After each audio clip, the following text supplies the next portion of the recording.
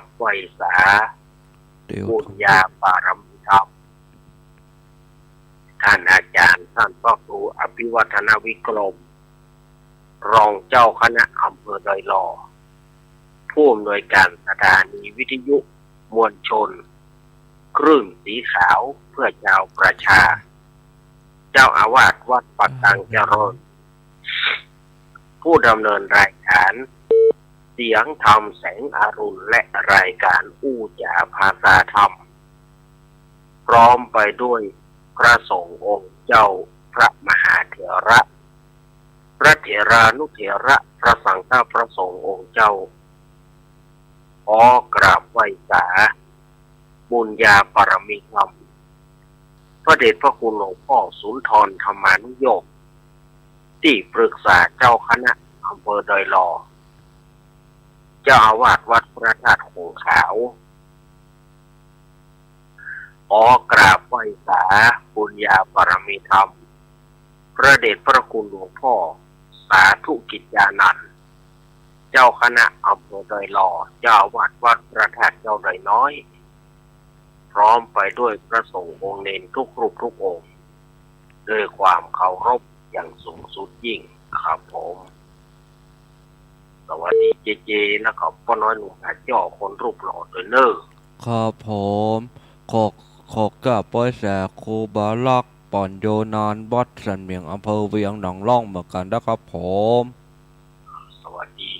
ผมขอกราบไหว้สาตุลุงนวลโคนรูปหล่อวัดสันเมียงอำเภอเวียงหนองล่องเหมือนกันนะครับผมดีเนอสวัสดีตอนตีสามเนอตุลุงครับก็ผมเป็นห่วงตุลุงก้อยเตียวนะครับผมเป็นห่วงตุลุงนวลของผมครับขอบคุณเนอครับนิมนต์ครูบาลักเตียวทำหล่นได้เลยครับผมนิมนต์ได้เลยครับผมอรุณสวัสดิ์ยามเจ้ากับศรัทธาญาติโยมศรัทธาสาธุชนคนดีเอาทุกท่านก็รายการสัพเพเหระปกิณกะธรรมะคนรุ่งใกล้แจ้งรายการเสียงธรรมแสงทองเพื่อมาปะกับคณะศรัทธาญาติโยมเหมือนเช่นเคยทางสถานีวิทยุมวลชนคลื่นสีขาวเพื่อชาวประชาแห่งนี้รายการนี้ก็จะออกอากาศเพื่อสถาญาติโยมได้ฟังตั้งแต่เวลาตีสามไปจนถึงตีสี่เกิงโดยประมาณโดยมีตนตัวเก้ากับผมอัตมาภาพสามเณรรักปั่นโยนันวัดสันเมืองตำบลหนองล่องอำเภอเวียงหนองล่องจังหวัดลำพูนเป็นผู้รับผิดชอบดำเนินรายการ อากาศเย็นเนาะศรัทธาญาติโยมก็ศรัทธาญาติโยมก็รักษาสุขภาพร่างกายศรัทธาญาติโยมเนาะตัวไผ่ตัวมันรักษาร่างกายไผ่ร่างกายมันโอนอู้ก่อนนักแก่พ่องก็ยังบ่หายแต่เตื้อศรัทธาญาติโยม ตั้งแต่วันที่ไปฝางวันนั้นก็เอายุบใหญ่ยุบใหญ่ก็ดีขึ้นมาแต่ก็บ่100%เตื้อร่างกายประเต็ม100มันอู้ยากนะศรัทธาญาติโยมเนาะรายการนี้ก็จะออกอากาศพร้อมกันหลายสถานีเช่นว่าสถานีวิทยุคลื่นพระพุทธศาสนาการศึกษาและวัฒนธรรม 104.50 วัดไฟหินตำบลสุเทพอำเภอเมืองจังหวัดเชียงใหม่โดยเมตตาธรรมของท่านอาจารย์ท่านพระครูสมุวิสุวัฒน์วรกิจโยสถานีวิทยุห้วยตองซักเรดิโอ 98.75 เมกะเฮิรตซ์ ตั้งอยู่วัดห้วยตองปักตำบลขวางเปาอำเภอจอมทองจังหวัดเชียงใหม่โดยเมตตาธรรมของหลวงพ่อวาปีวรมานิตกับท่านอาจารย์ชวริตศรีวังโสสถานีวิทยุมนต์เสียงธรรม 106.25 เมกะเฮิรตซ์ตั้งอยู่วัดภูผารามตำบลจ้างเครื่องอำเภอแม่แจ่มจังหวัดเชียงใหม่โดยเมตตาธรรมของพระเดชพระคุณหลวงพ่อมงคลวิสิทธิ์เจ้าคณะอำเภอแม่แจ่มและท่านปลัดอุทัยทั้งสองท่านสถานีวิทยุชุมชนคนเหนือเขื่อนบ้านดงดำตำบลหางดงอำเภอฮอดจังหวัดเชียงใหม่สถานีวิทยุแม่วางเรดิโออำเภอแม่วางจังหวัดเชียงใหม่สถานีวิทยุแดนดินถิ่นล้านนาบ้านโฮงงัวอำเภอสันปะตองโดยคุณโยมรุจิสมบัติเงาคำสถานีวิทยุบ้านแป้นเรดิโอบ้านแป้นอำเภอเมืองจังหวัดลำพูนสถานีวิทยุสีคำเรดิโอจังหวัดน่านสถานีวิทยุชุมชนคนเมืองลี้อำเภอลี้จังหวัดลำพูนโดยพ่อครูสนิจินาจันทร์ สถานีวิทยุนิกเนียวเรดิโอห้างหุ้นส่วนจำกัดอนุสรณ์เรดิโอบ้านจงตำบลต้งกวาวอำเภอเมืองปานจังหวัดลำปางสถานีวิทยุอาร์เรดิโอเน็ตเวิร์กทั้งสองคลื่นสถานีวิทยุลำปางสตาร์ 101.25 เมกะเฮิรตซ์ของคุณโยมดารุณีสถานีวิทยุลำพูนเรดิโอบ้านป่าซักอำเภอเมืองจังหวัดลำพูนและสถานีวิทยุน่านฟ้าเรดิโอของคุณโยมรุ่งนิรันดร์ปันทองตองนี่ก็คือรายชื่อรายนามของสถานีวิทยุต่างๆที่เปิดรับสัญญาณตั้งแต่เวลานี้เป็นต้นไปมาปะกันวันนี้เป็นเจ้าของวันอาทิตย์ที่ 11 มกราคม พุทธศักราช 2569 เดือน 4 เหนือ เดือนอีใต้แห่มานี่ 8 ค่ำวันนี้เป็นวันพระวันศีลเป็นวันธรรมสวนะเน้อสถาญาติโยมวันนี้เป็นวัน8 ค่ำเป็นวันธรรมสวนะเป็นวัน8 ค่ำศรัทธาญาติโยมก็จะได้ไปวัดไปวากันบางวัดบางวาคนก็ไปวัดไปวากันบางวัดบางวาก็รับส่งเข้าจังหันเอาส่งเข้าจังหันเอาก็เอาตามถนัดว่าเนาะคนว่าศีลหน้าแรงออกแรงแห้งไข่มาตึงเงียบปิ้งวัดวาอารามมันบ่เหมือนศีลช่วงภาษาถ้าในศีลช่วงภาษานี่โอ้ศรัทธาญาติโยมบอกครับเมื่อมาปะกันแล้วอาตมาภาพขอเชิญชวนคณะศรัทธาญาติโยมไหว้พระและสวดพุทธคุณธรรมคุณสังฆคุณด้วยกันเดี๋ยวก่อนเนาะก่อนที่เราจะได้อย่างลำดับต่อไปเชิญศรัทธาญาติโยมได้ไหว้พระด้วยกันเน้อ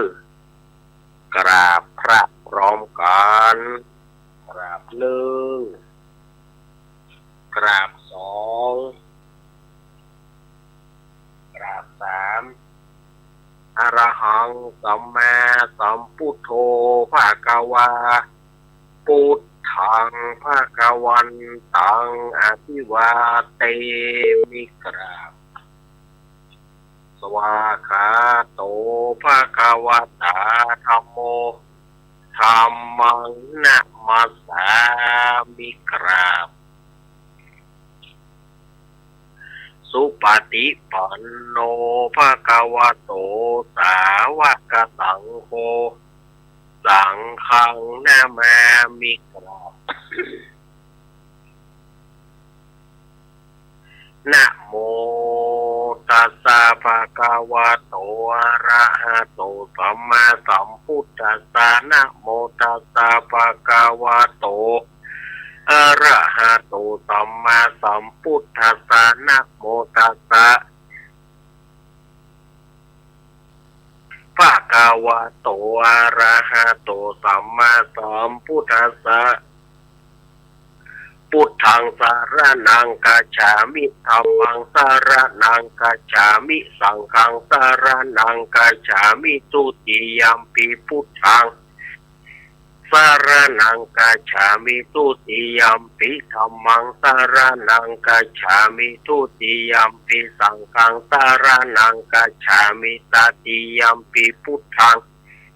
สารนังกัจฉามิตติยัมปิธัมมังสารนังกัจฉามิตติยัมปิสังฆังสารนังกัจฉา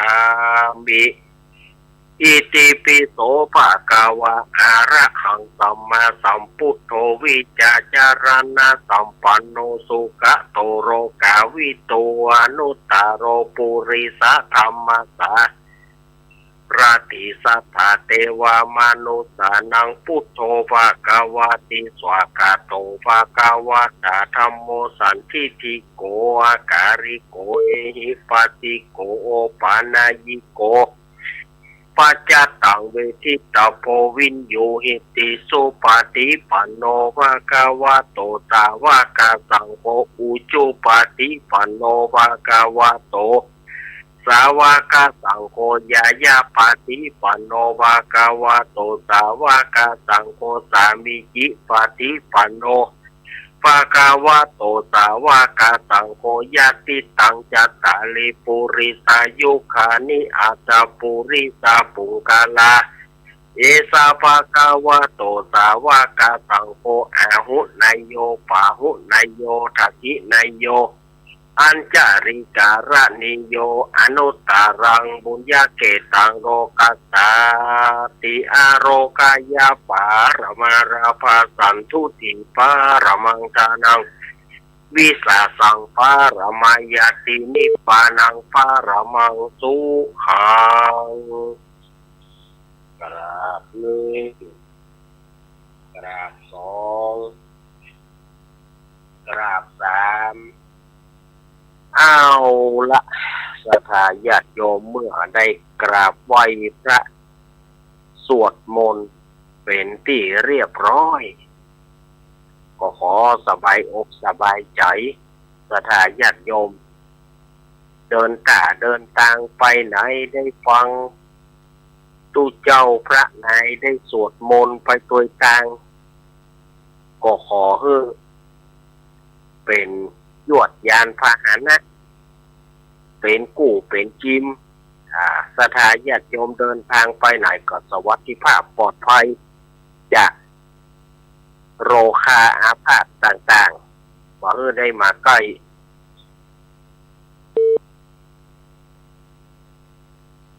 ก่อนที่จะได้อู้ได้จ๋าลำดับต่อไปนั่นก็วันนี้เนอะศรัทธาญาติโยมวันนี้เนอะที่วัดใหม่มณฑาทิพย์บ้านเราเป้าหมู่3กับบ้านเกิดจิตเยเนาะเดี๋ยวเพิ่นจะมีพิธีสวดเบิกพิธีเบิกเนตรพิธีบวชพระเจ้าพวกเราว่าเสกซ่อมย้อมยกเสกซ่อมย้อมยกพระปฏิมาพระพุทธเจ้าพระเจ้าตันใจพระเจ้ามณฑาทิพย์วันนี้เปิ่นจะมีการบวชเปิ่นจะมีการเสกซ่อมย้อมยกกันตลอดทั้งคืนวันนี้ใครมีโอกาสก็ไปร่วมที่วัดใหม่มณฑาทิพย์เนิกเปิ่นก็มีสวดมนต์มีเทศธรรมตัวเช่นปฐมสมโภชคาถาธรรมพุทธพิเศษธรรมปารมีศรัทธาญาติโยมก็ไปร่วมกินร่วมทานไปไผ่หลับเดิกได้นี่ก็ไปร่วมกินร่วมทานเพื่อจะโกนเข้าติ๊บถ้าได้เข้าติ๊บก็ไปเอี่ยวเนอะวัดมณฑาทิพย์เนาะ อันนี้ก็เป็นข่าวสารงานบุญกุศลที่ศรัทธาญาติโยมวันนี้ศรัทธาญาติโยมวันนี้ก็จะได้นำพระธรรมเทศนาปืนบ้านปืนเมืองมาเทศเรื่องนางประภัตราเลี้ยงแม่ปลูกที่5ละกันเนาะเพราะว่าปลูกที่แล้วนี่อาตมาบ่ได้มาปลูกที่แล้วไปไหนอาทิตย์ที่แล้วไปไหนไปอำเภอฝางก็รายการก็เลยท่านอาจารย์มหาสมชาติเหมาตั้งแต่เวลา3:00ไปจนถึงพุ่นน่ะไปจนถึง7:00วันนั้นอาจารย์มหาสมชาติคนก็เหมาไปวันนั้นเนาะเพราะว่าครูบาอาจารย์ก็ดีคนคุมเจก็จะไปตัววันนั้นก็เลยบ่มีไผที่จะเฝ้าสถานีก็เลยนิมนต์อาจารย์มหาเพิ่นเต็มที่หน่อยก็อาทิตย์ที่แล้วนี่นะก็เลยบ่ได้มาปะกันอาทิตย์นี้ก็มาละวันนี้ก็จะได้นำเอาพระธรรมเทศนาพระธรรมเรื่องนางประภัตราเลี้ยงแม่เนี่ยมาเล่ามาเทศมาเล่าศรัทธาญาติโยมทั้งหลายได้ฟังกัน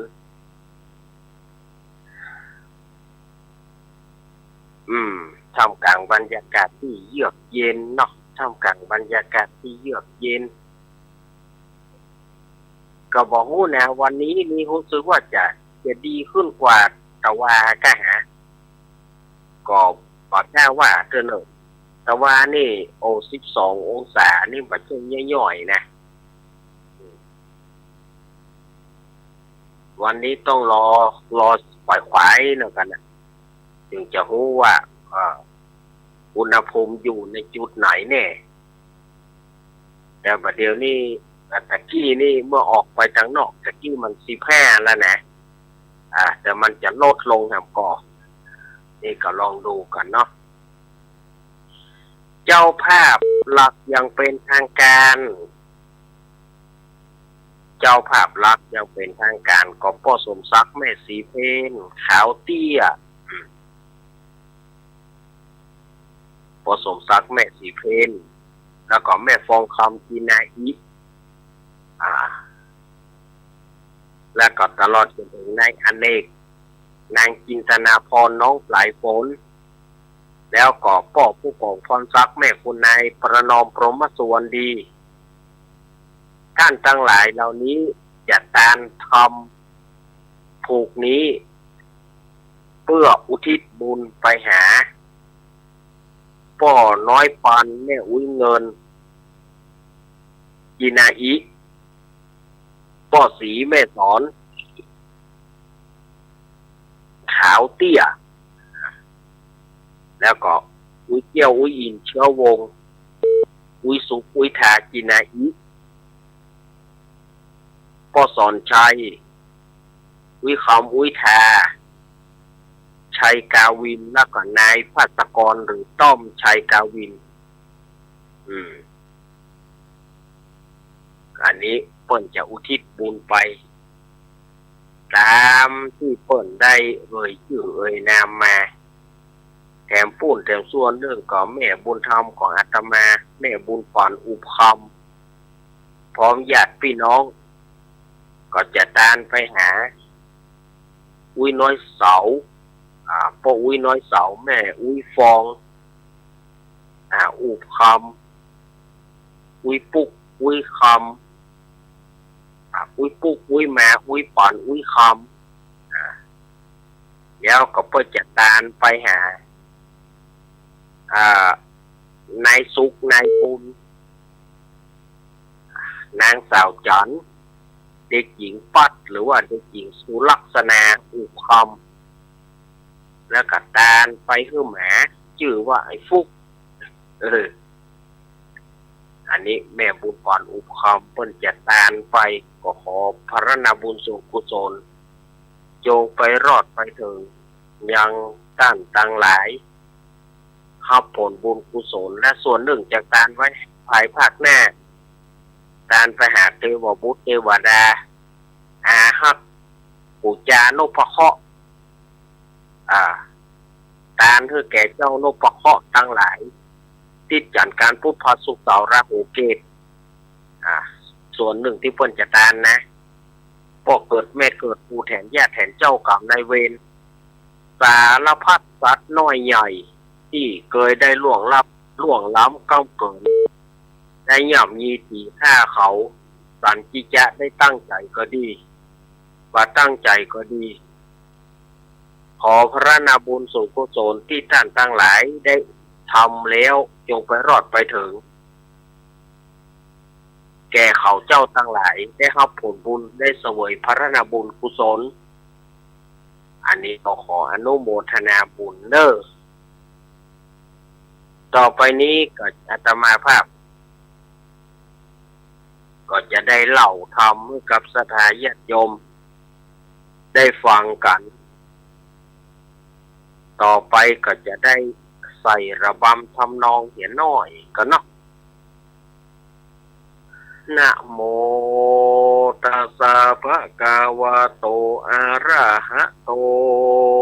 สัมมาสัมพุทธัสสะตาทาโวฟังราโสตุจานา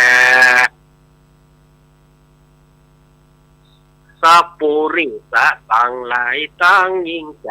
มวลหมู่อันเข้ามานั่งอยู่หลายลามฮับสินงามแปดแห่งเพื่ออยู่ท่าฟังธรรมมาจงดาจำฟังที่เอาเป็นที่สนใจเฮาจักไข่เก่าจี้ตามนิทานก่อนที่เดิมมาขอศรัทธามวลหมู่จงตั้งโสตะอยู่ดาฟังไปบัดนี้แหละแน่เอาละเนาะศรัทธาญาติโยมได้ฟังจากได้ฟังการเทศน์ของอาตมาไปทีนี้เราก็มาเล่ากันเนาะเมื่อผู้ก่อนนั้นก็ได้เล่ามาถึงว่าแม่เมียวนะแม่เมียวก็ด้วยความฮักลูกการไปถึงที่สำนักไปถึงที่สำนักปราสาทของนางจิตราผู้เป็นลูกก็ไปฮ้องนางจิตรานี่หูแล้วว่าเป็นแม่ก็ด้วยความว่ากลัวอายก็เนื่องว่าอยากจะหูคือไผ่หูว่ามีแม่เป็นเมียวหูถึงไหนอายถึงหั่นเป็นเพียงอัคระมเหสีเป็นถึงอัคระมเหสีฝ่ายขวาแล้วจะมาหูว่าแม่เป็นเมียวอายเปิ้นก็เลยบอกคือคนทั้งหลายเอาค้อนหยอกเธอเข้าอีกค้อนหยอกเข้าจะไปเอาไว้เนอะไล่ไปเจ๊เฮ้ยจะไปมาปะต้องไปประกอบที่นี้ก็นางสนมกำนันก็ปากันไล่บุบไล่ตีเนาะแต่แม่เมียวเนี่ยด้วยความฮักลูกก็บ่หนีไปไหนก็คงห้องอยู่นางจิตราต้องลงมาเมื่อลงมาก็ใจไม้บุบตีแม่แม่เมียวก็เลยหนีไปปราสาทของนางประภัตราเมื่อไปถึงปราสาทนางประภัตราก็ไปห้องนางประภัตราจำได้ว่าแม่ตัวเก่าก็เลยทุกคนทั้งหลายอุ้มขึ้นมาแล้วเอาเข้าป่าอาหารมาให้แม่กินแล้วก็เอาที่นอนอย่างดีแปลงหีบอย่างดีเอาให้แม่นอน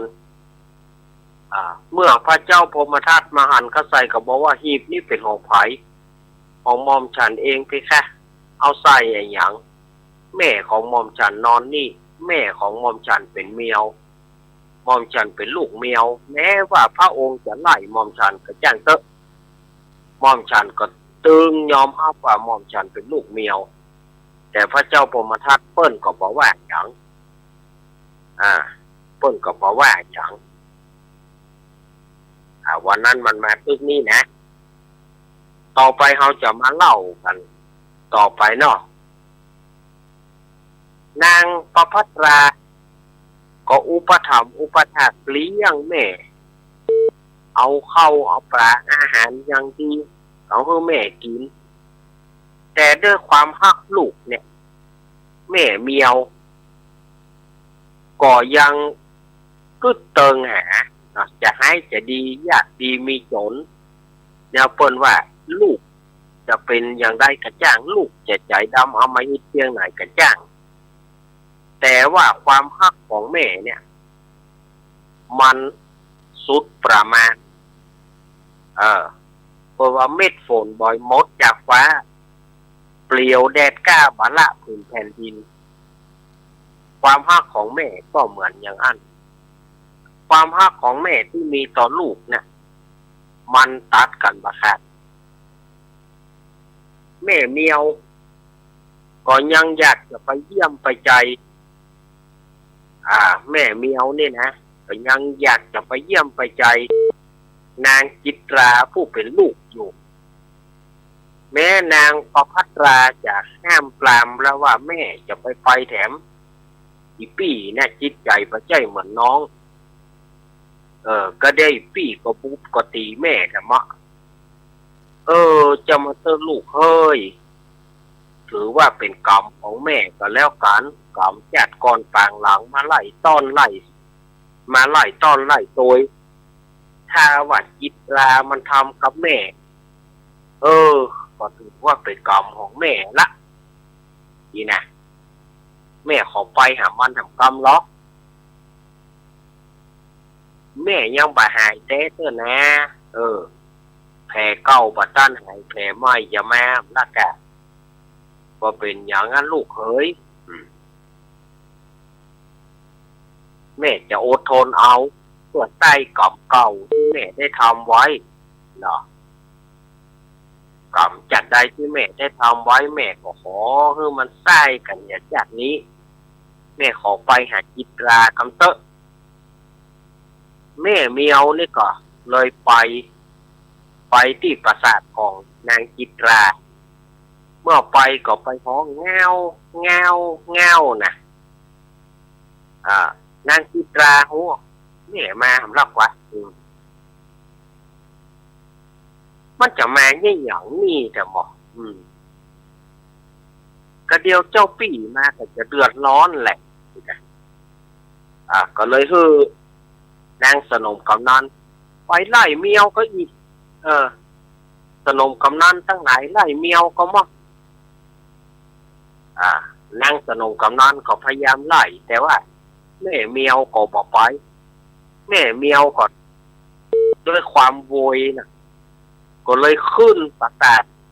ของนางจิตราไปแทนที่นางจิตราจะสำนึกว่าแม่ขึ้นมาหากับโคตรกับโคตรมันจะขึ้นมาอย่างนี้มือขึ้นมาอย่างนี้ถอยบอกให้มือขึ้นมาว่าแล้วก็เอาแม่ฟาดลงยับแม่ฟาดลงแม่เมียวก็แสนจะเจ็บปวดเนาะแต่ก็ด้วยกัดฟันความฮักลูกแทนที่ลูกจะมีความสำนึกบุบตีจนอ้วมอรไทยละบุบตีจนสะบักสะบอมละก็ย่ำปะเตื้อเอาแม่โจ่งจากปราสาทจันเจ็ดปราสาทมันสูง7 ชั้นเขาหรอเอาแม่โจ่งจากปราสาทจันแรกลงมาวิวบกลงว่ากันเขาว่าเมียวเก้าชีวิตอาตมาว่าเก้าก็เก้าเถอะปราสาท7 ชั้นมันจะดูได้จะไดว่างจากที่สูงลงมามันจ้างมันก็มาอยู่กันเก้าชีวิตก็เก้าชีวิตเถอะมันก็เลี้ยวขี้ตกขนาดกันเนาะ โอ้แม่เมียวสลบสำที่แทนที่ลูกจะมีจิตตสำนึกยังบ่เตื้อแม่เมียวเมื่อฟื้นมาก็ฟ้างโล่นขึ้นไปหาปราสาทของนางประภัตราผู้เป็นลูกนางประภัตราก็บอกเนี่ยลูกบอกแม่แล้วว่าจะไปแม่ไปปี่มันปัจจัยจิตใจปัจจัยเหมือนลูกนางประภัตราก็เอาใจปลาเล้าปลาลมนวดเฟ้นหายาอย่างดีมาใส่ให้แม่แต่ด้วยพิษบาดแผลนะพิษบาดแผลที่แม่เจ็บเนี่ยมันก็ทำให้แม่ตายไปก็เลยบอกว่าประภัตราเฮ้ยเมื่อแม่ตายแล้วนี่นะขอให้ลูกเอาแม่ใส่หีบไม้เนี่ยเนอะแล้วแม่จะให้ของดีแก่ลูกภายหลังแม่เปิดกระต่าย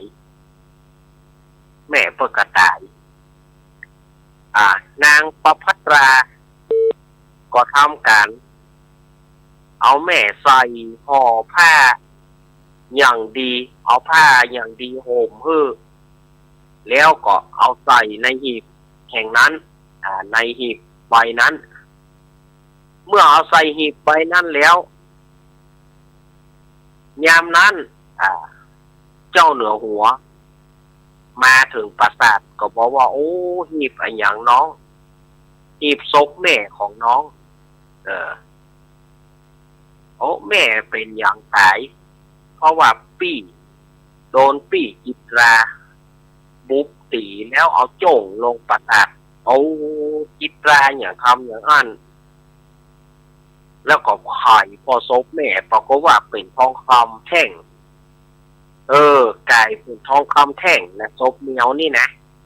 กลายเป็นทองคำแท่ง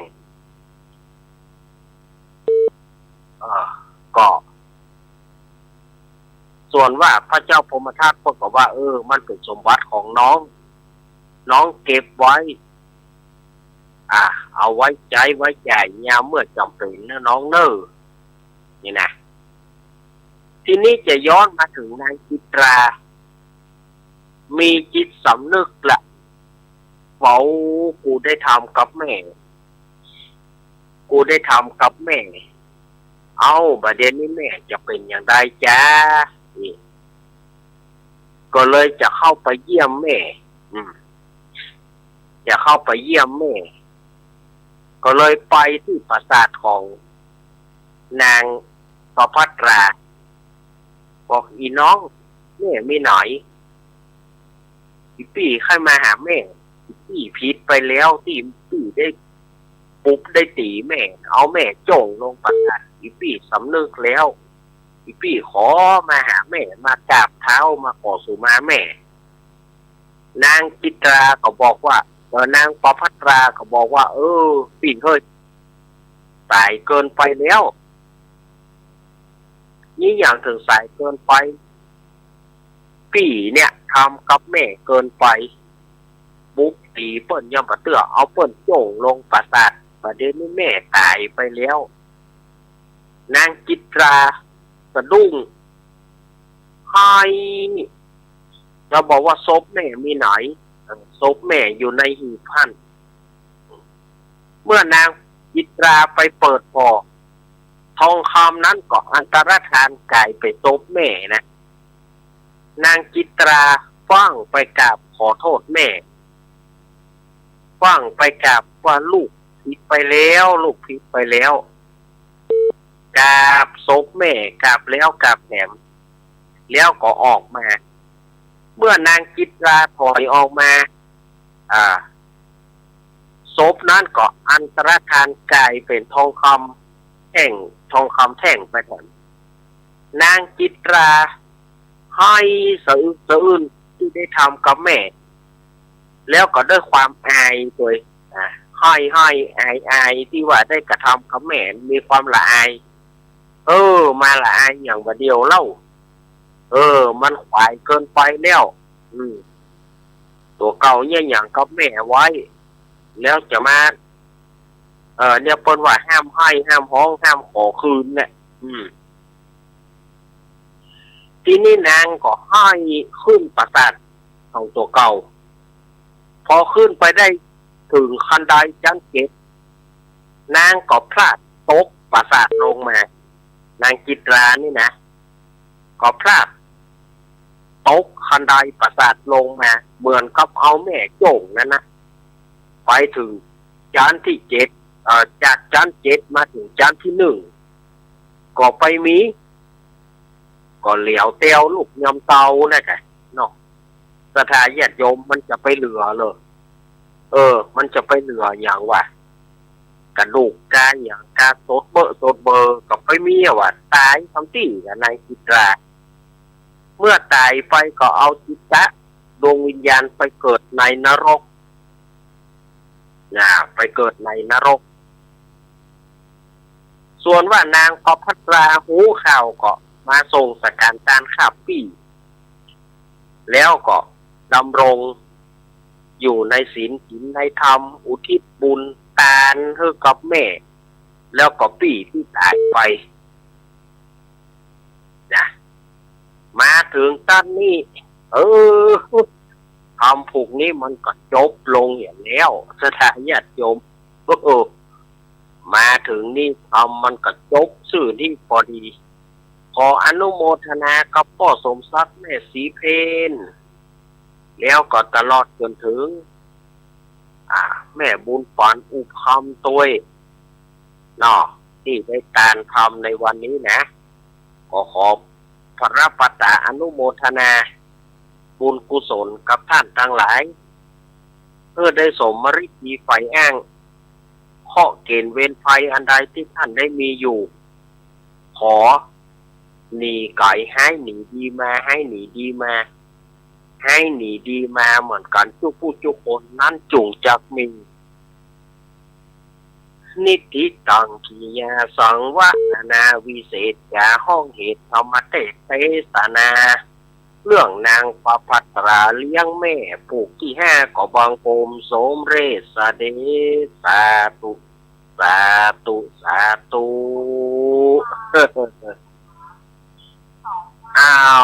ลักษณะญาติโยมทำผูกนี้มันก็บ่ยาวเท่าใดเนาะมันก็บ่ยาวเท่าใดผูกหน้ากระจบแล้วเนอะมันมี6ผูกเนาะผูกหน้ากระจบละอาทิตย์หน้ากระจบละแล้วท่านอาจารย์จะเอาเรื่องอย่างมาต่อก็ค่อยว่ากันหาเรื่องอื่นๆมาเล่ามาจ่าแถมต่อไปก็จะได้เรียนเชิญเนาะผู้ประเคนขันพระพุทธพระธรรมก็คุณโยมรุจิสมบัติเงาคำประเคนขันพระพุทธคุณโยมรุ่งนิรันดร์ปันดอนตองประเคนพระธรรมต่อไปกับพ่อสมศักดิ์แม่สีเพนขาวเตี้ยพ่อสมศักดิ์แม่ประเคนการเต้ประเคนการเต้เนออย่าทานหาฝ่ายถึงพ่อผู้กองพรศักดิ์คุณนายประนอมกรมสุวรรณดีนายอเนกนางจินตนาพรน้องปลายฝนมาเลยมาประเคนแล้วก็แม่บุญฝันอุปามแม่บุญฝันแม่ไหวก็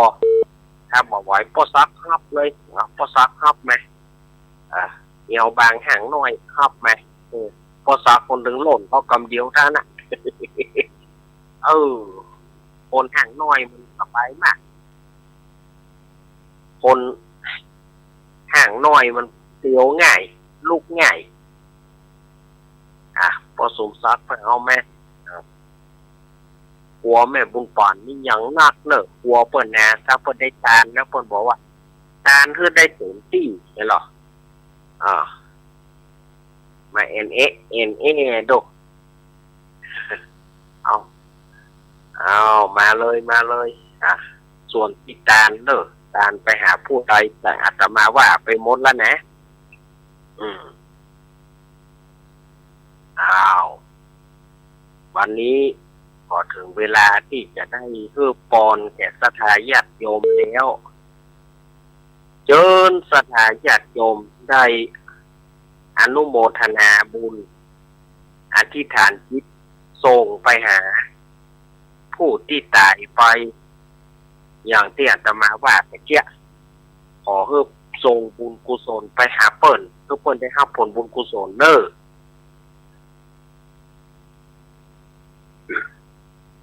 ศรัทธาญาติโยมก็หยาดน้ำไหมดานเด้อวารีวหาปุราปริปุเรนติสาครังเอวะเมวะอิโตทินังเปตานังอุปกัปปติอิชิตังปฏิตังตุมหังคิปะเมวะสมิสตุปัปเปปุเรนตุสังกปาจันโทปนาราโสยถามานีโชติราโสยถาตั้งแต่ที่ข้าการบัดนี้ยามนี้ขอให้ตนตัวของเจ้าทั้งหลายได้อยู่ดีมีสุขมุ่งมั่นปรารถนาสิ่งไหนขอให้สมมริกีไฟอ้างคือแม้นว่าจะอยู่ก็ขอให้มีใจไปทางใดขอให้มีโชคมีลาภขับแปะสิ่งอย่างอามิตรสุสัตตรูทั้งปวงเพื่อได้อยู่ดีมีสุขพ้นจากอุปัฏฐวะกังวลอันตรายเคาะทางเหนืออย่าได้มาใกล้ข้อทางใต้อย่าได้มาโปกข้อตะวันตกอย่าได้มาปอกข้อตะวันออกอย่าได้มาจุนเจือข้อทางเหนือใต้ตกออกโซดาออกจากกวานจงอันตรธานหายไปเสียสาระบัดนี้ยามนี้ขอน้อมนำมันยังโจกปีโจกเดือนโจกวันโจกยามอายุปีอายุเดือนอายุวันอายุยามไปใจในทีข้าการบัดนี้ยามนี้นั่นจงจังมีเที่ยงแต่ดีหลีแถมพูดแถมตัวนึกจะแผ่ภายนาบุญสูงกุศลไปหาลูกขาเทวดาปาปตาเทวดาอากาศตถากาเทวดามเหสีขาเจ้าเทวดาพญาอินพญาพรหมพญายมราชนนจำบุญได้จำบากนนจำน้ำหยัดหมายตานเต้าจตุโลกปราทั้งสี่นังนาไทยธรณีสลีพุทธามา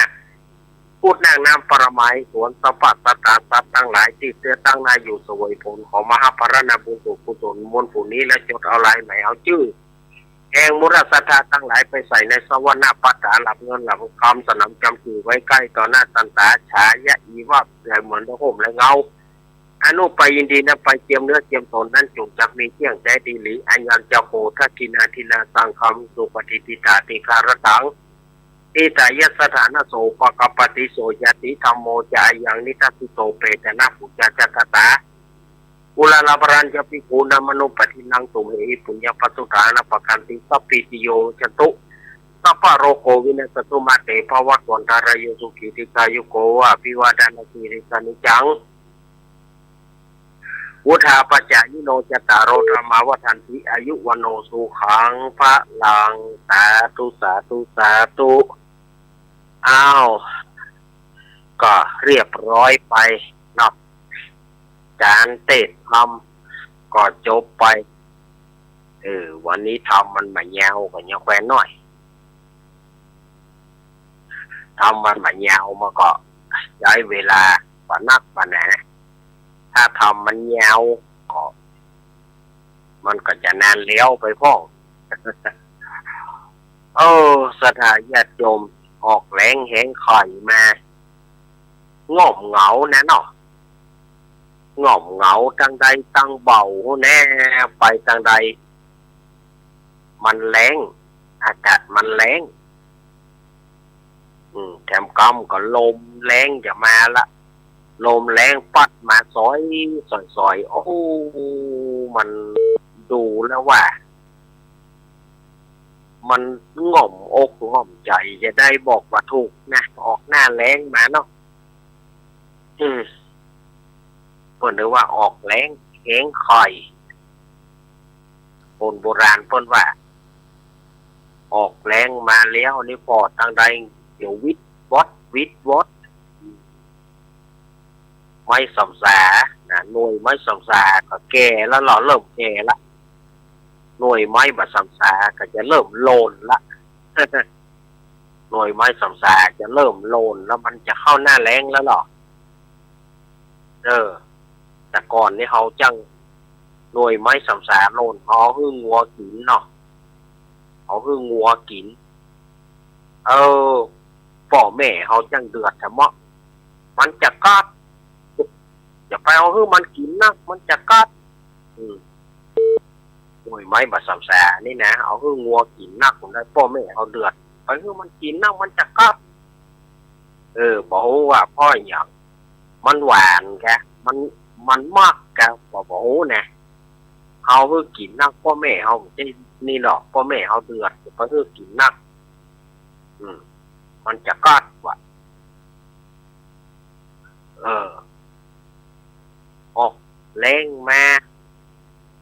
สมัยแต่ก่อนบ้านอัตมาขอนี่ป้อนหม้อเนาะป้อนหม้อขายแต่เดี๋ยวนี้มันมีไผ่ป้อนละสลายญาติโยมเฮ้ยโอนป้อนก็อายุนักกันไปละอันที่ตายก็ตายไปที่ว่าเปิ้นมีอยู่ก็อายุเปิ้นนักแล้วเปิ้นก็บ่ไหวละโดยประเดี๋ยวมันก็ขาดคนสนับสนุนด้วยเมื่อก่อนมีหัวหน้าเนาะหัวหน้าชุมชนหม้อก็คือพี่เขยอาตมาเนี่ยแต่ว่าตอนนี้พี่เขยอาตมาก็เสียไปละก็เลยบ่มีไฟที่จะเป็นหัวหน้าชุมชนปั้นหม้อแล้วลูกมือก็อายุนักละละอ่อนตอนเต้นละอ่อนตั้งหลายก็บ่สืบบ่ซ่อนกันละละอ่อนตั้งหลายเข้าไปในหัวในเวียงกันไปรู้สึกว่าไปห้ามไปเฮียนกันก็บ่มีไผสืบไผซ่อนละก็เลยเป็นที่ว่าการปั้นหม้อก็ยุบไปการปั้นหม้อก็ยุบไปนะอันนี้อู้กับสถาญาติโยมเฮาแต่ก่อนออกแรงแข่งข่อยมานี่เอาลันเนอร์จะได้หย่อมดินละนะครับจ้างหย่อมดินแค่บาทแค่50 ตังค์หย่อมดินคนบูบดินเนี่ยก่อนหรอบูบดินเนี่ยก่อนแล้วก็แจ่น้ำไว้เอาแจ่น้ำไว้คืนหนึ่งกันนะแจ่ไว้คืนหนึ่งแล้วก็ทอดวันพุธก็เอาลงใส่กระสอบปานนี่นะบางทีเพิ่นมีหนังก็เอาใส่หนังเอาใส่ผืนหนังไว้ถ้าเพิ่นมีกระสอบก็เอาใส่กระสอบปานไว้เอาลงเทใส่กระสอบแล้วก็เหิงทรายเข้าผูกแน่มันเหิงทรายเข้าผูกแน่มันเอาทรายอ่อนกันเนอะเอาทรายอ่อนกันเหิงทรายนี่นะเหิงทรายเข้าผูกแน่มันแล้วก็มันทุ่งค่อยแน่มันแล้วบอกก็ย่อมเลยเอาน้ำเข้าพรมหน่อยย่อม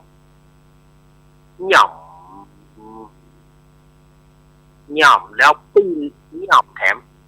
ปิ้นแล้วย่อมแถมจนเนื้อทรายกับเนื้อดินเนี่ยมันเข้ากันมันเป็นเนื้อเดียวกันแล้ว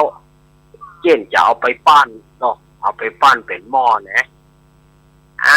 สถานญาติโยมอาตมาอู้มาถึงตอนนี้เวลาช่วงแรกอาตมาหมดแล้วสถานญาติโยมจะไปฟังหนีไปไหนก็เนอะรอเกินชั่วโมงหลังกำเดียวอาตมาพักกำเดียวเกินชั่วโมงหลังก็เดียวก็ไปอาตมาช่วงเกินหลังเนอะเจริญพร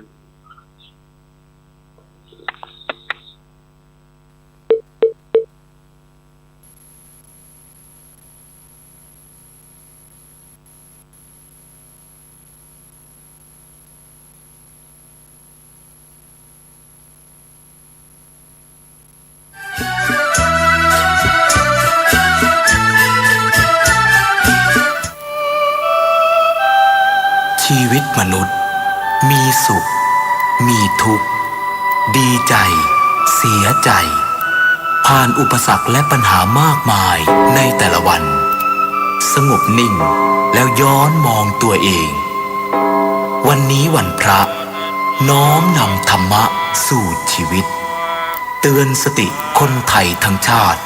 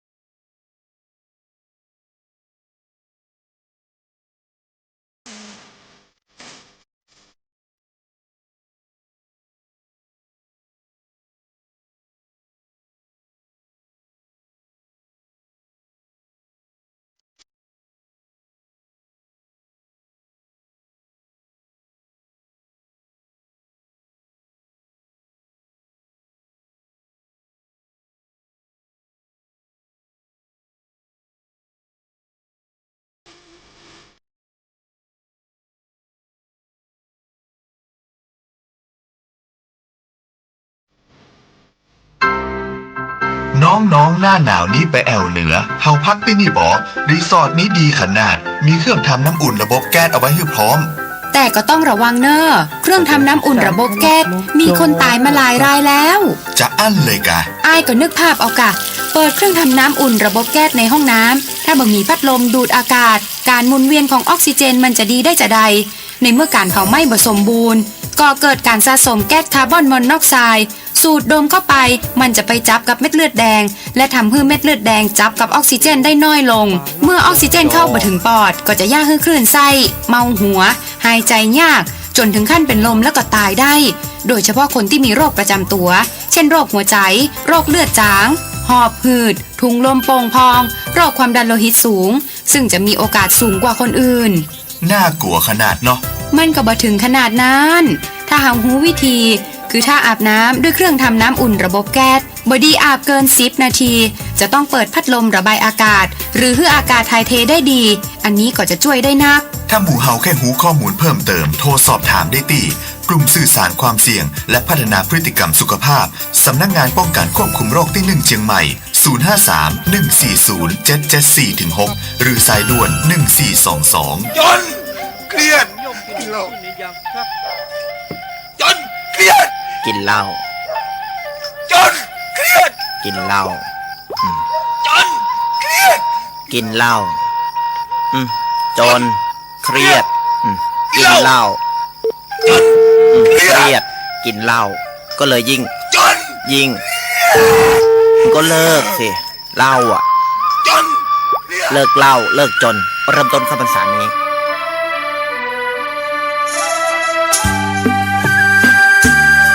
ตาจะเป็นเกียร์โลด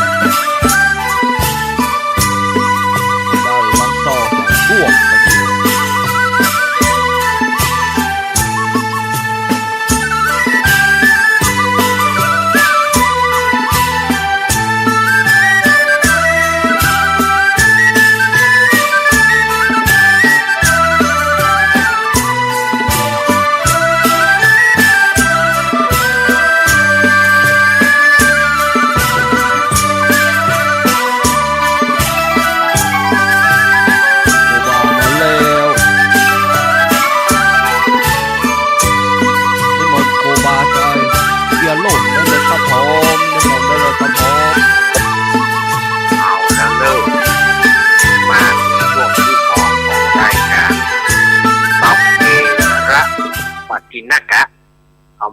คนรุ่งไกลแจ้ง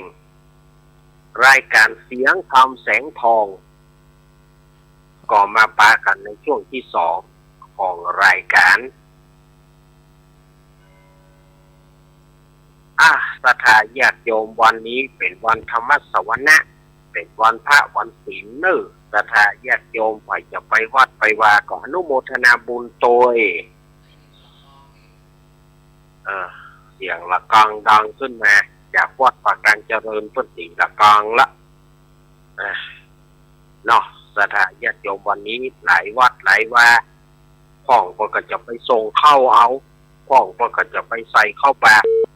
ก็ตามเจตนารมณ์ของศรัทธาญาติโยมเนอวันนี้อาตมาภาพจะได้นำเอาชาดกนิทานเรื่องกินนอน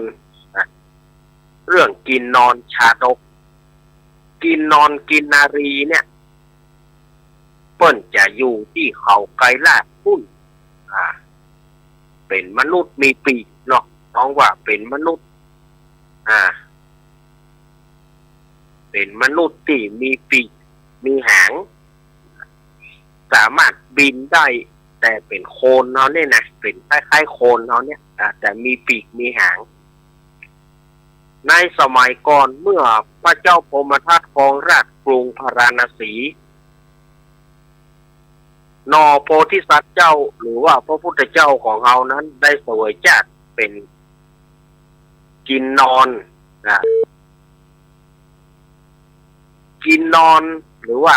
นกมนุษย์นกเนี่ยบางที่สมัยประเดียวเพราะมนุษย์นกเนาะสมัยก่อนเขาว่ากินนารอนหรือว่ากินนอน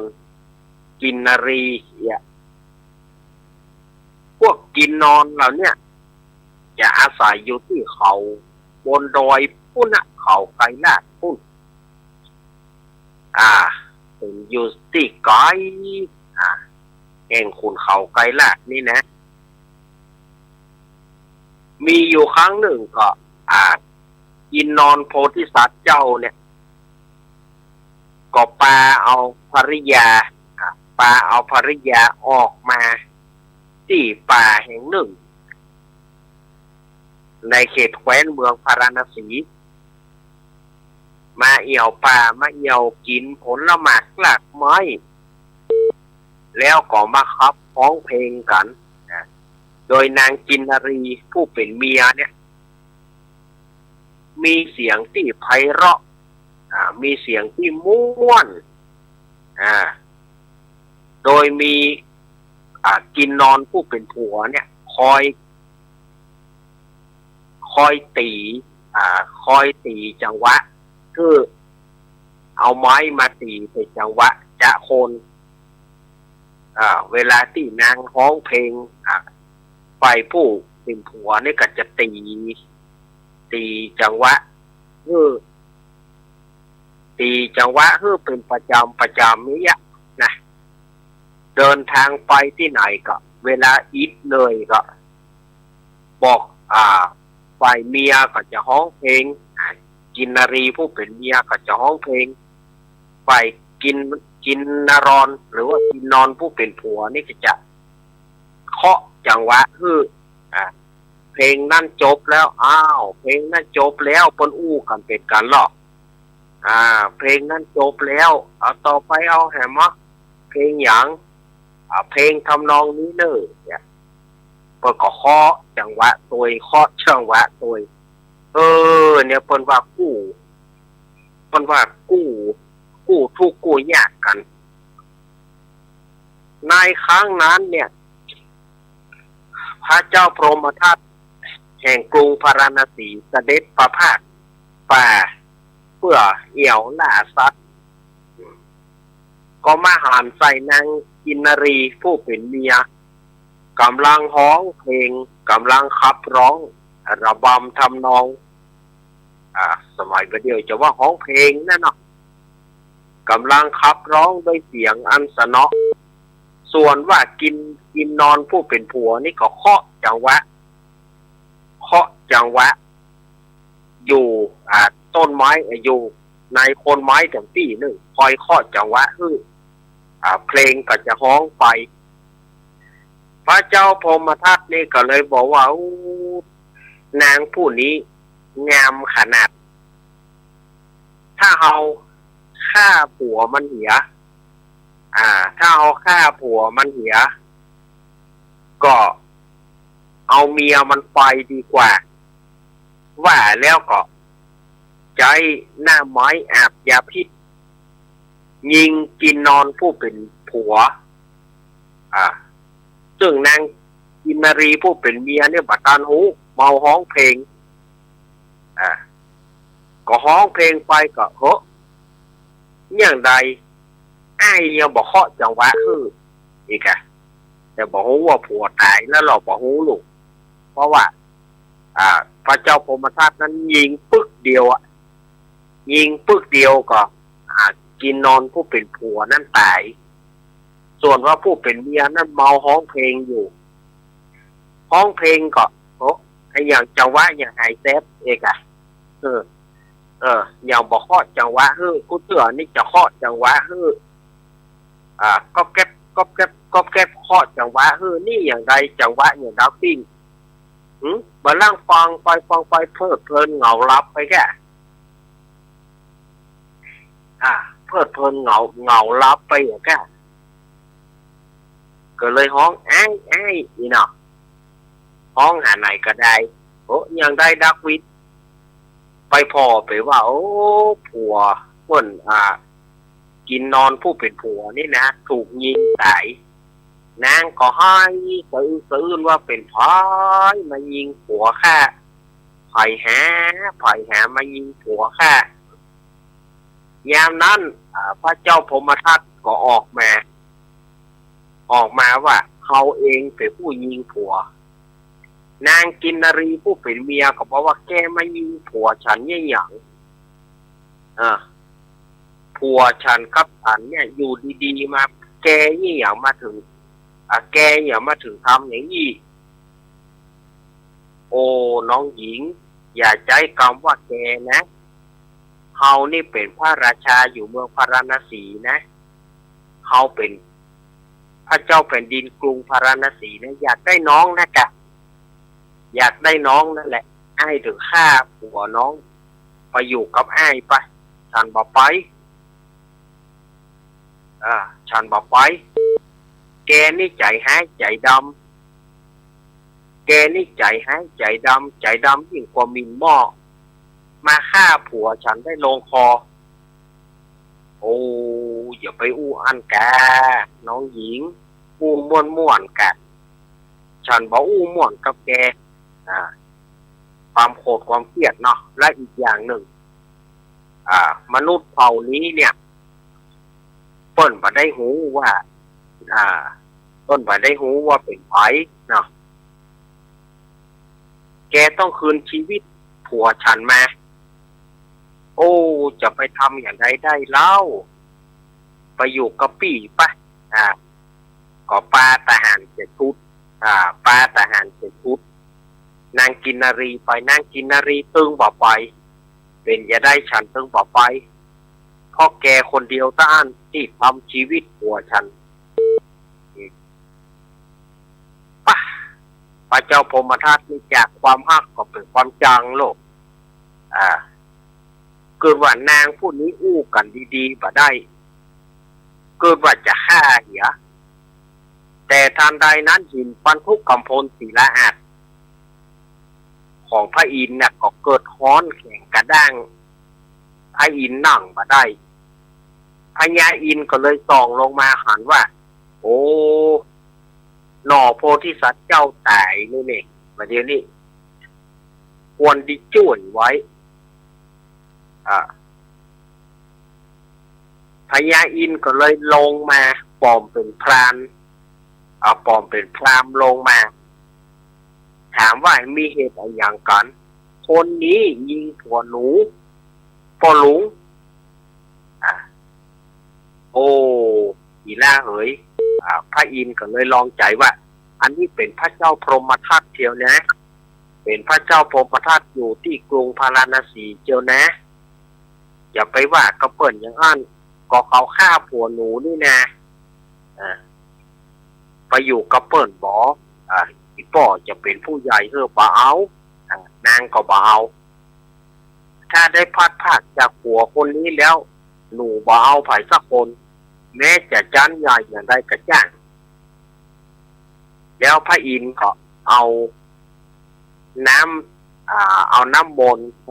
เอาน้ำมนต์มาโฮดรอเพื่อกินนอนผู้เป็นผัวเนี่ยฟื้นคืนมาแล้วก็บอกคือกับกินนอนกินนารีสองผัวเมียว่าตั้งแต่นี้ไปอย่าลงมาตั้งลูกนะคนจะลู่คนจะฆ่าหัวควรดิบไปหากินของเจ้าที่เขาไกลลาดเตอะอย่าไปลงมาตั้งลูกตั้งแต่อันมากินนอนกินนารีคู่นี้ก็เลยอยู่แต่ถ้ำที่เขาไกลลาดบอกออกมาพบปะจนถึงเสี่ยงชีวิตไปเมื่อเสี่ยงชีวิตก็เอาจิตวิญญาณไปเกิดเป็นเทวบุตรเทวดาอยู่ชั้นดุสิตพระพุทธเจ้าเปิ้นได้เทศนามาถึงจากปัจจุบันนี้เพิ่นก็บอกว่าอ่านว่าพระเจ้าพรหมทัตนั้นหากมาได้เทวทัตเห็นในการระบัดนี้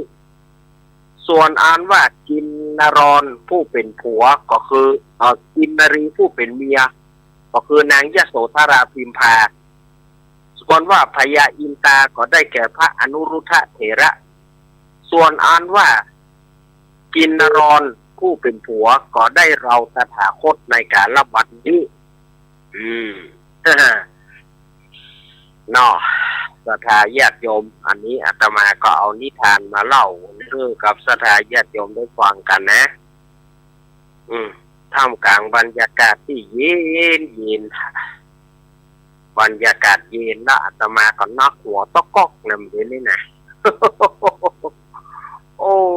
นักหัวตะก๊อกเนอศรัทธาญาติโยมถ้าจบรายการนั้นคงจะขอภาคแก่กรรมละนักหัวตะก๊อกของเสียงมันไปจะแทบจะบ่ไหวแต่ก็เพื่อศรัทธาญาติโยมนะเนาะนี่เนอะเพื่อศรัทธาญาติโยมนั่นนะก็สู้ได้อยู่ถึงแม้ร่างกายมันจะบ่ไหวแต่ก็ด้วยใจที่ว่ากันว่าป่ามาอู้มาจากศรัทธาญาติโยมก็จะหายกันไปศรัทธาญาติโยมจะไปฟังรายการที่อื่นมันก็บ่เหมือนกันเนาะศรัทธาญาติโยมก็จะงอมเนาะอาตมาจะใช้เวลาแห่ง9 นาที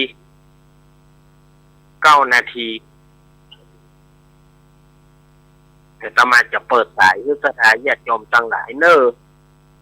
ได้โทรเข้ามา0837611775 0837611775 ศรัทธาญาติโยมอยากจะอู้จะจากอาตมา ก็ขอน้อมเชิญเจริญปอนเนอร์ได้โทรมาอู้มาจากันในเวลานี้ เวลาที่เหลือแถม7-8 นาทีนี่นะ0837611775โทรเจริญปอนเจ้าไว้ซะเจ้าไปด้วยกันนะเจ้าย ายน้อย เจ้ามันจะเกิดแม่นะเจ้า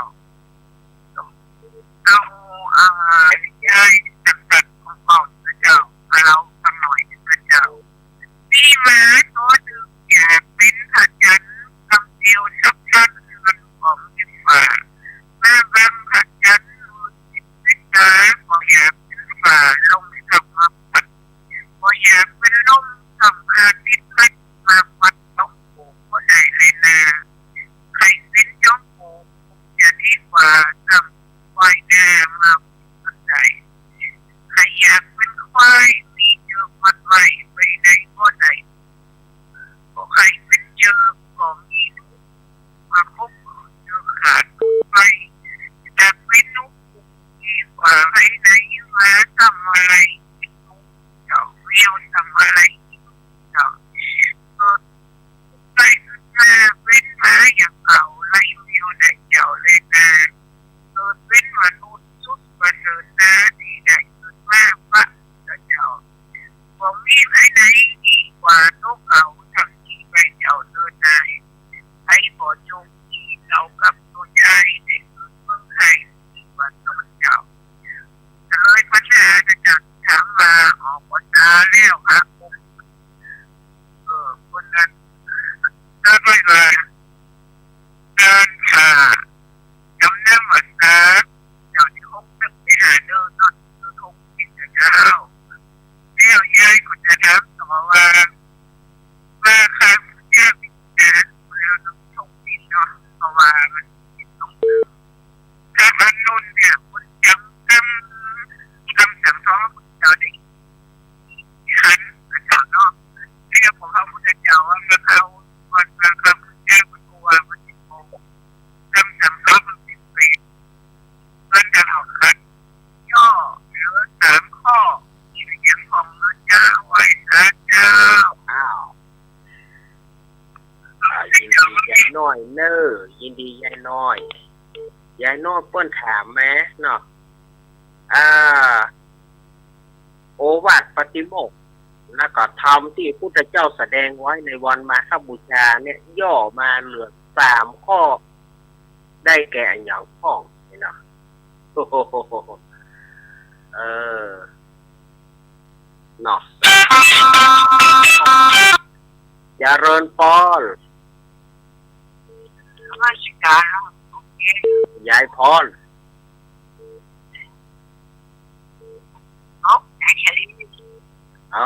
หนาวเนาะ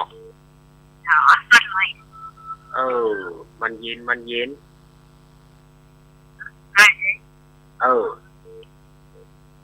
จริงๆอยู่นี่นะมันจะกระหายออกไปนอกมาออกไปนอกเย็นนะ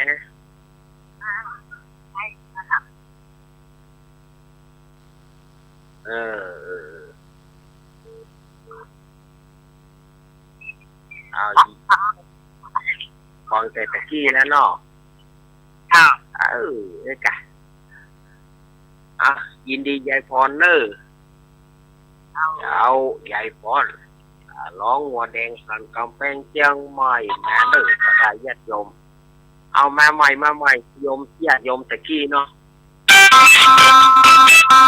มาใหม่เจริญพรแบบไรเนี่ยนั่นเองในสุเกี้ยวฟังอยู่เนาะเป็นหนาวอย่างไรก็เอาแล้วจำคำจบเนี่ยเด็กเจ้าครับ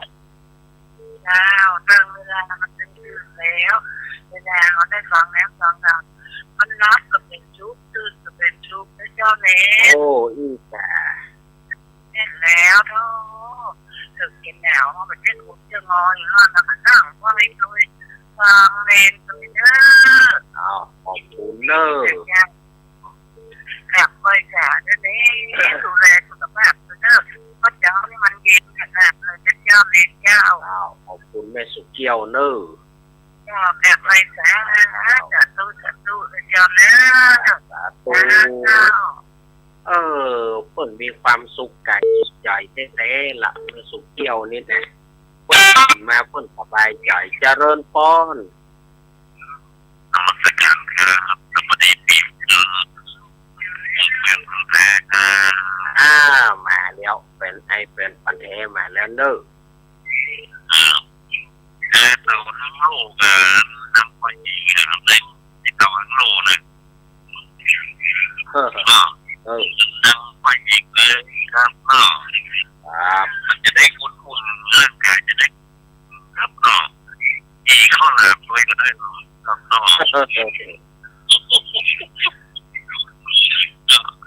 เจ้าเนี่ยผมอะไรเมื่อได้ค่ะโอ้เสร็จเจ้ามาทำมาได้หมดแต่ละประโยชน์ลักษณะเลยครับขอบคุณเนอะ โทมัสครั้งใหญ่ท่านนะครับขอบคุณเนอะครับนมัสการครับ ขอบคุณไอเป็นปันแทเฮาแม่ริมเนอะแม่ริมคนไปกุฏิรายการคำว่าใครเครียดก็เอาเพิ่นได้คะแนนนักเนอะแต่คืนนี้เพิ่นได้คะแนนอย่างมากเนอะไอเป็นพันแท้เนาะแล้วก็หลายท่านเนาะเป็นพันแท้แล้วก็แม่รีต้นเปาเนี่ยพี่ทรงสีแม่กรเจริญปอนแม่สีทอนโอ้ก่อนนั้นนะอย่างเดียวก่อนนะบอกคืนมาจะนี่อย่างเดียวก่อนยุกตั้งแต่วันที่ไปห้วยงูนายวันนั้นน่ะโอ้ไปนะกะก็นะกะโอ้มันเย็นนะ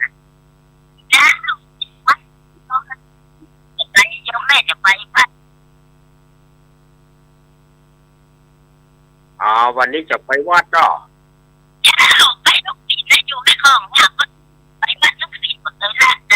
วันนั้นแม่ไปก่อห้วยงูวันนั้นไปก่อได้ไปสักคำเนาะ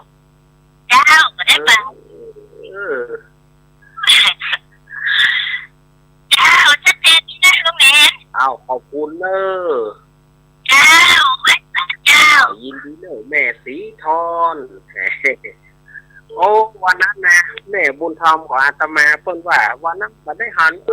แม่สีทอนคนฝั่งเมืองเนี่ยก่อนเจริญปอนอ๋อไอเอก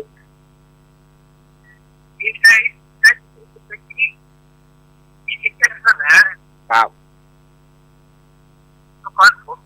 ผมไปชี้ลงตัวที่เขามันเอาล้อนี่นะเอาไปนั่งคนต้นเสาเนี่ยมันจะเกี่ยวลงไปเห็นนะผมเมื่อกี้ได้ถึงคล้องคนโอ้เขาบอกว่าเอ็มเนี่ยแล้วนะหายนะหายกันว่าไปเที่ยวถ้าตัวแม่นี่มันเนี่ยจะตัดเลยนี่อันไหนใครที่จะผมพูดหรือว่าจะหวงหน่อยนะไม่ใช่ว่า